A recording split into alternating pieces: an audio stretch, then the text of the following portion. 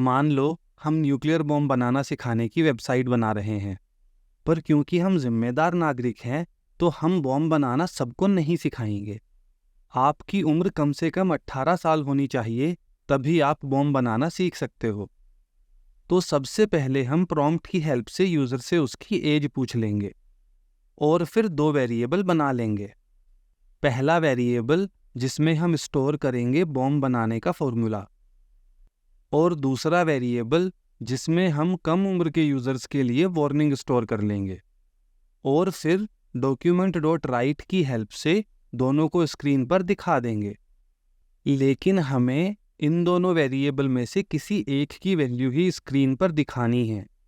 अगर एज की वैल्यू 18 से कम है तो हम स्क्रीन पर सिर्फ वार्निंग दिखाएंगे, और अगर 18 से ज़्यादा है तो बॉम्ब बनाने का फॉर्मूला दिखाएंगे। यानी कभी हम चाहते हैं कि कोड की ये लाइन तो रन हो पर ये रन ना हो, और कभी हम चाहते हैं कि सिर्फ ये लाइन रन हो, ये ना हो। सर, ऐसा कोड कैसे लिखा जा सकता है जो कभी रन हो और कभी रन ना हो? कभी कभी रन होने वाला कोड लिखा जाता है इफ़ स्टेटमेंट की हेल्प से।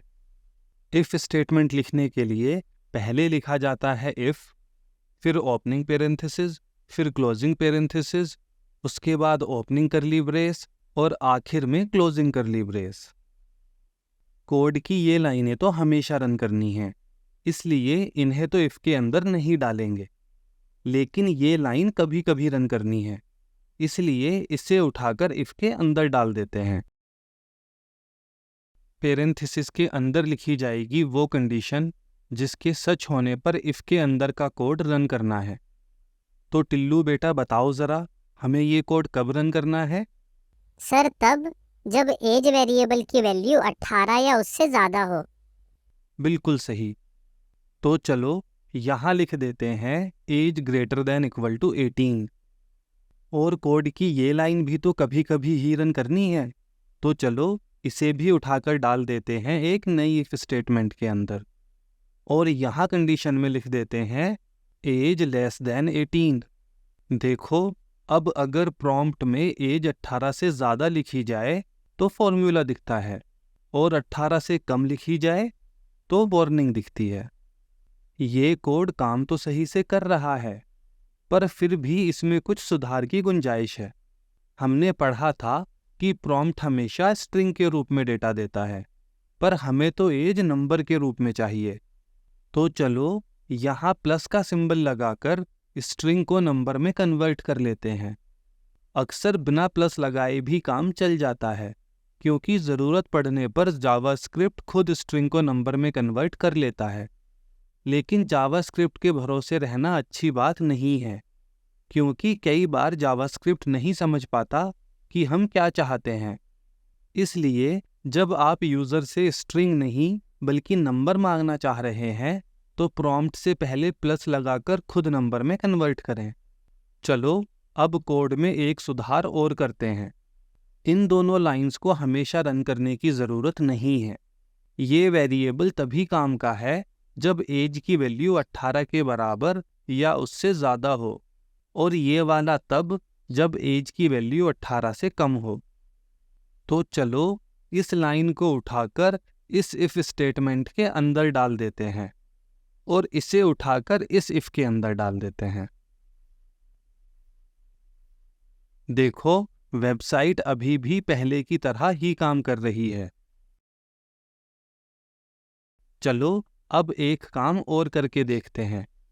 मान लो 70 साल से ऊपर वाले लोगों को भी हम फॉर्मूला नहीं वार्निंग ही दिखाना चाहते हैं। तो चलो एक इफ स्टेटमेंट 70 साल से ज़्यादा उम्र वालों के लिए भी लिख देते हैं। देखने में तो सब सही ही लग रहा है।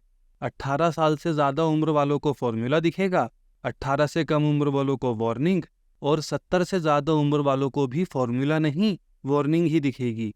पर इस कोड में एक बहुत बड़ा लोचा है। कोई बताएगा क्या? सर, मैं बताऊं? हाँ बताओ बेटा टिल्लू।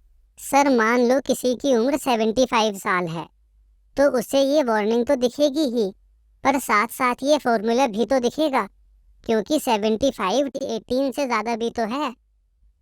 शाबाश, सब तालियां बजाओ टिल्लू के लिए।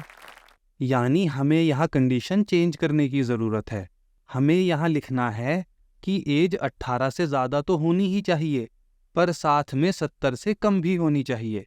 इस तरह दो कंडीशन मिलाकर लिखने के लिए हम यूज़ करेंगे एम्परसेंड का, या साधारण भाषा में कहें तो एंड साइन का। जावास्क्रिप्ट में दो कंडीशन जोड़कर लिखने के लिए एक नहीं, दो एम्परसेंड लिखने होते हैं। तो यहाँ हम लिख देंगे age greater than equal to 18, फिर दो एम्परसेंड और फिर एज लेस देन 70। ऐसे लिखने का मतलब है ये कोड तभी चलेगा जब एज 18 से ज़्यादा भी हो और साथ साथ 70 से कम भी, यानी इन दोनों कंडीशन का एक साथ सच होना ज़रूरी है। अब सब ठीक है।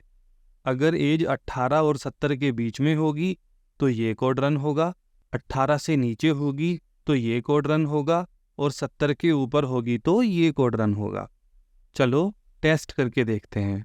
पहले 18 से कम एज डालकर देखते हैं। देखो वार्निंग दिख रही है। अब 18 और 70 के बीच की कोई एज डालकर देखते हैं। देखो बम बनाने का फॉर्मूला दिख रहा है। अब 70 से ऊपर की कोई एज डालकर देखते हैं। देखो अब ज़्यादा एज वाली वार्निंग दिख रही है। कंडीशंस को जोड़कर लिखने के लिए ये जो डबल एम्परसेंड हम यूज़ कर रहे हैं, इसे कहा जाता है लॉजिकल एंड ऑपरेटर, या सिंपल भाषा में एंड ऑपरेटर, या और भी सिंपल भाषा में एंड। चलो अब एक चीज़ और समझते हैं। मान लो तुम्हारे मामा जी आ रहे हैं और मम्मी ने तुम्हें बोला कि बाजार जाओ और अगर गर्मा गर्म समोसे मिल जाएं तो समोसे लेते आना, साथ ही गर्मा गर्म जलेबी मिल जाए तो जलेबी लेते आना, अगर मीठे हों तो आम लेते आना, और हाँ कोल्ड ड्रिंक की बोतल तो लेते ही आना। इस कोड के हिसाब से अगर सब कुछ सही मिल गया तो तुम सब कुछ लेकर आओगे, समोसे भी, जलेबी भी, आम भी, और कोल्ड ड्रिंक तो लेके आओगे ही। पर मान लो मामा की जगह तुम्हारी बुआ आ रही हैं, जो तुम्हारी मम्मी को ज़्यादा पसंद नहीं है। मम्मी ने बोला बेटा महंगाई बहुत है, इसलिए बस गरम समोसे लेते आना। पर तुमने पूछा अगर गरम समोसे ना मिले तो मम्मी ने बोला समोसे ना मिले तो गर्मा गर्म जलेबियाँ लेते आना, वह भी ना मिले तो मीठे आम लेते आना, और अगर मीठे आम भी ना मिले तब कोल्ड ड्रिंक लेते आना। दोनों बातों में फ़र्क समझो। जो कोड हमने मामा के लिए लिखा है उसमें इस बात के चांस भी हैं कि तीनों इफ़ का कोड रन हो जाए। अगर समोसे गरम मिल गए तो हम समोसे भी लाएंगे, जलेबी गरम मिली तो जलेबी भी लाएंगे, अगर मीठे मिले तो आम भी लाएंगे, और कोल्ड ड्रिंक तो लाएंगे ही। लेकिन जो कोड हमने बुआ के लिए लिखा है उसमें एक बार में एक ही इफ़ चलना है। अगर गरम समोसे मिल गए तो ये कोड तो रन होगा, पर बाकी तीनों कोड रन नहीं होंगे, क्योंकि हमने कंडीशन में साफ साफ लिखा हुआ है कि कोड तभी रन हो जब गरम समोसे ना मिलें। ऐसे ही जब गरम समोसे नहीं मिलेंगे पर गरम जलेबी मिल जाएंगी, तब सिर्फ ये वाला कोड रन होगा। इस फ़र्क को एक बार फिर से समझते हैं। यहाँ तीनों इफ़ आज़ाद हैं, उनका एक दूसरे से कुछ लेना देना नहीं है। हो सकता है तीनों इफ़ एक साथ रन हो जाए, और ऐसा भी हो सकता है कि तीनों में से किसी भी इफ़ का कोड रन ना हो। पर यहाँ ये इफ़ आपस में जुड़े हुए हैं। हम चाहते हैं कि अगर एक इफ़ का कोड चल जाए तो बाकी तीनों का कोड ना चले। इस तरह का कोड सिर्फ इफ़ की हेल्प से लिखना थोड़ा मुश्किल हो जाता है, क्योंकि हर अगले इफ़ में पिछले इफ़ की कंडीशन का उल्टा भी लिखना पड़ता है, इसलिए हर कदम पे कंडीशन लंबी होती जाती है।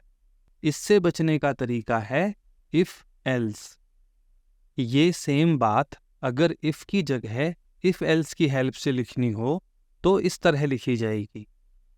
चलो समझते हैं क्यों ये कोड और ये कोड सेम ही काम करेंगे।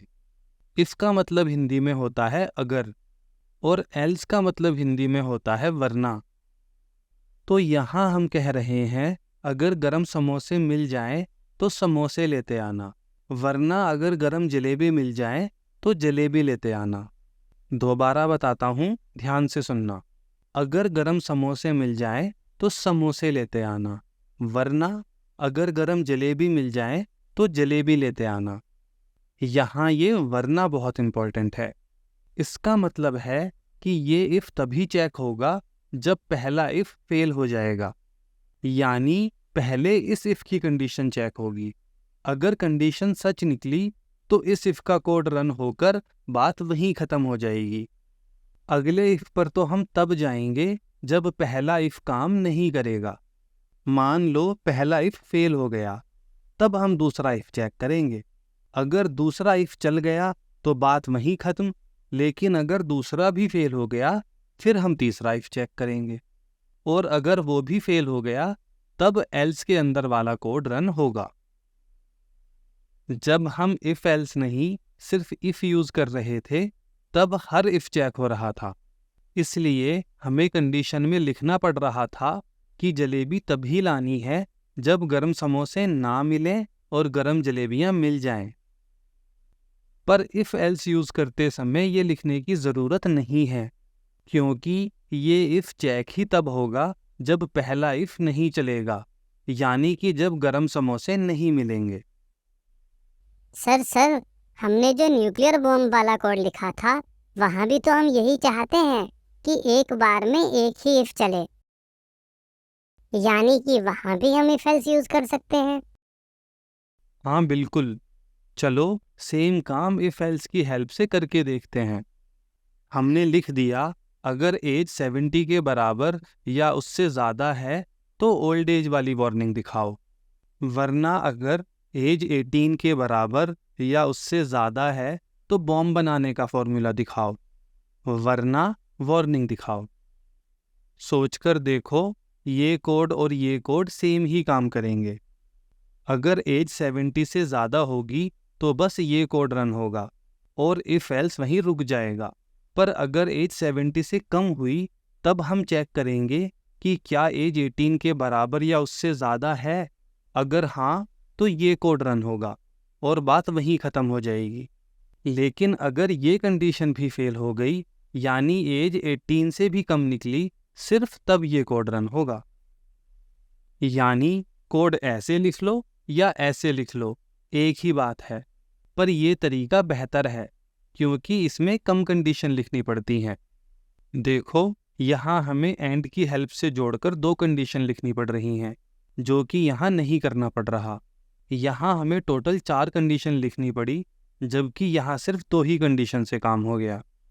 अच्छा, एक बात और समझो, इस वाले कोड में इस बात से कोई फ़र्क नहीं पड़ता कि कौन सी इफ स्टेटमेंट पहले लिखी हुई है और कौन सी बाद में।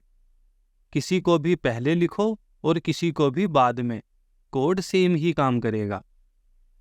लेकिन इस कोड में ऐसा नहीं कर सकते। अगर हम इस इफ स्टेटमेंट को पहले लिख दें और इसको बाद में, तो सब गड़बड़ हो जाएगा। चलो ट्राई करके देखते हैं।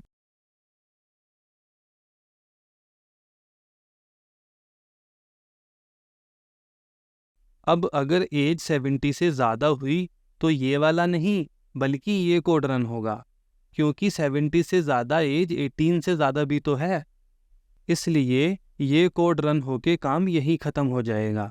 ये वाली कंडीशन तो चेक ही नहीं होगी। सर समझ कैसे आएगा कि कौन सा इफ पहले लिखना है और कौन सा बाद में? प्रैक्टिस के साथ धीरे धीरे सब अपने आप समझ आने लगेगा। लेकिन अगर इस एग्जाम्पल की बात करें तो हमारे पास 2 ऑप्शन हैं। एक तो जो हम पहले कर रहे थे, यानी कि ज़्यादा एज से कम एज की तरफ जाएं, और या फिर उल्टा करें, कम एज से ज़्यादा एज की तरफ जाएं। और हाँ, एक बात और, इफ़ एल्स की ये चेन ज़रूरत के हिसाब से कितनी भी लंबी की जा सकती है। आप चाहो तो सिर्फ एक इफ़ और एक एल्स लिखो, या अगर चाहो तो बहुत सारे एल्स इफ लिखो। अपनी ज़रूरत के हिसाब से आप यह भी कर सकते हो कि एल्स इफ तो लिखो पर आखिर में एल्स ना लिखो। प्रैक्टिस के साथ धीरे धीरे सब समझ आने लगेगा कि कब क्या यूज़ करना चाहिए। उम्मीद है इफ़ और इफ़ एल्स की कहानी कुछ कुछ समझ आ गई होगी। अभी हमें इनसे जुड़ी हुई कुछ चीज़ें और पढ़नी हैं, पर वो पढ़ेंगे अगली वीडियो में। इस वीडियो में इतना ही।